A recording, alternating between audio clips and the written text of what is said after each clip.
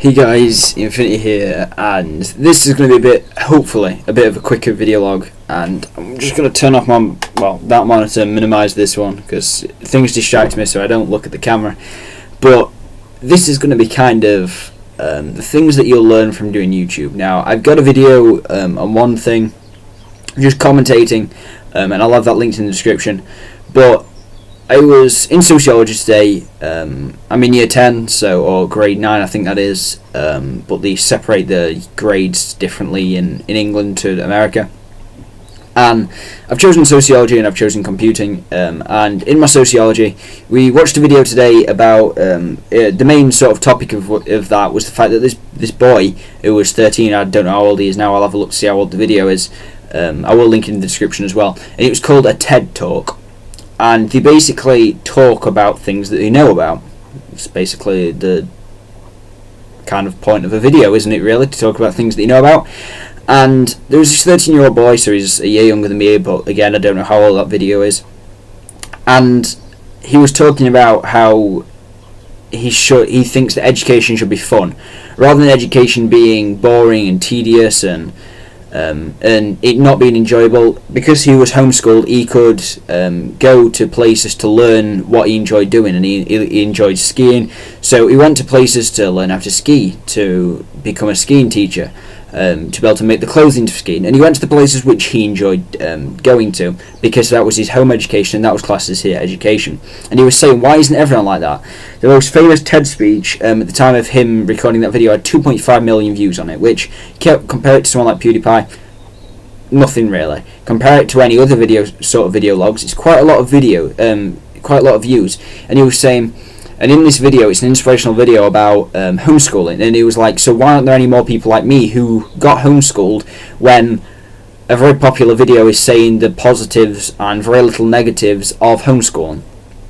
And the reason why I've brought that up is that when I was doing that in sociology class, the teacher turned to me and was like, okay, what do you think school teaches you, or what do you think school stops from teaching you?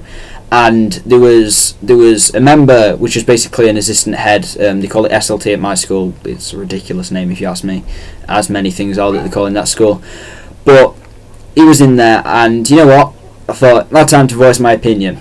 And in the school, I've always said that they seem to be very restrictive of what you can say, and it's just in the basic way that people talk to each other. Now, you're only scared to say something that's private about you because you're scared that if you're having an argument with someone, or if you're talking to someone, that they will bring it back up. Now, if you're in an argument with someone, I did use this example, if you told someone something private and then you got into an argument, it's more than likely, if they've remembered that they will bring it up, because they know that because it's private to you, it'll be something that you're sensitive about.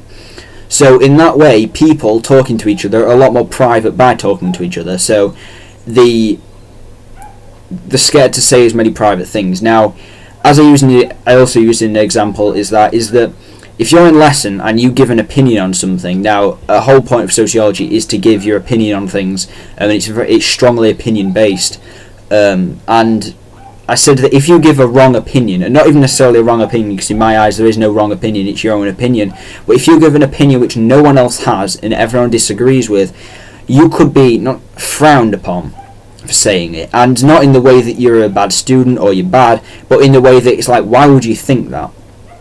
And I think that's one thing that school definitely takes away from it.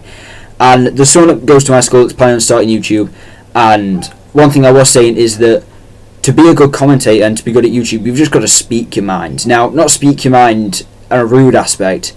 There's one thing that I can remember so much of when we went to America. We went to Disneyland, and we was having a lovely family photo, and there was this man stood in the way of our photo, just walked between me and my mum and dad taking a photo, and my sister just went up to him and looked at him and said in the most arrogant and stroppy voice, move.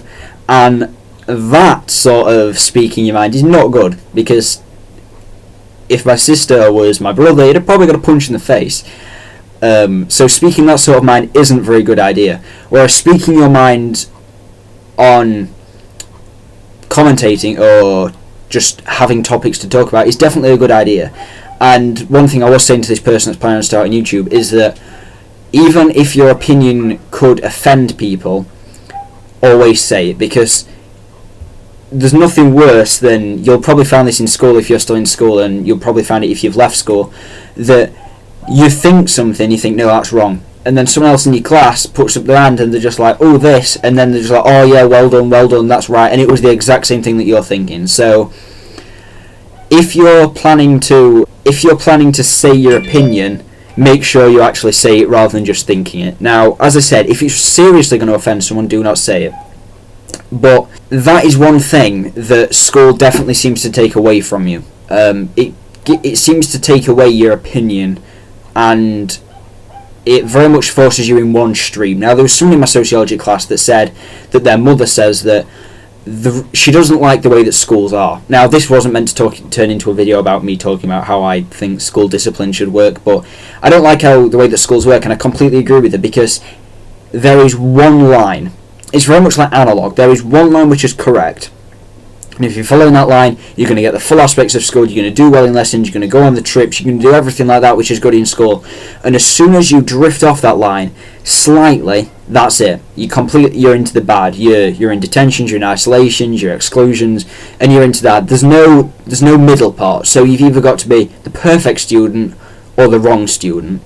And if you say your opinion, and people might not necessarily agree with that opinion, there's a lot of teachers which you can probably think of and that I can think of, that as soon as you fall out of that line, they will just basically keep pushing you out of that line. They won't try and help you get onto the line of being okay and being able to control your opinion. They'll just keep pushing you away, and could possibly make you more angry, and then share your opinion of you more, and then you're just going to go deeper and deeper.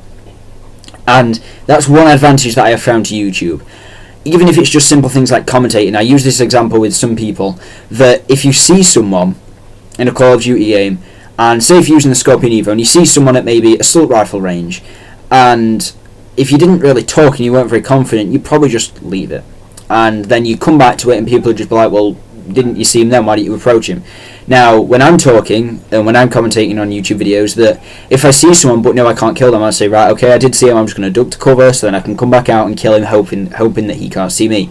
And that skill is a skill that's rather hard to develop, because to be able to say the small things and to be able to describe the small things is a very, very basic life skill, which is very hard to sort of accomplish and come across. And YouTube definitely helps that.